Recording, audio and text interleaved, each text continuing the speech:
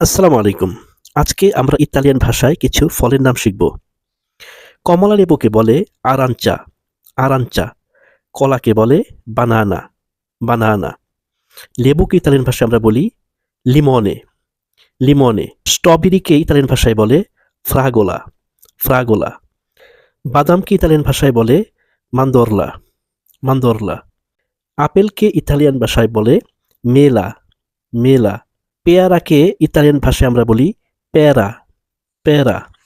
আঙ্গুরকে Italian ভাষায় বলে Uffa, রসুনকে বলে আলিও। গাজরকে ইতালিয়ান ভাষায় বলে কারোতা, কারোতা। ফুলকপিকে ইতালিয়ান ভাষায় বলে কাবোল ফিওরে, কাবোল ফিওরে।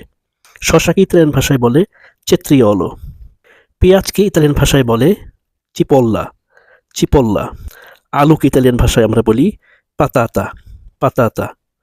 লাউকে ইতালিয়ান ভাষায় আমরা বলি জুক্কা, জুক্কা।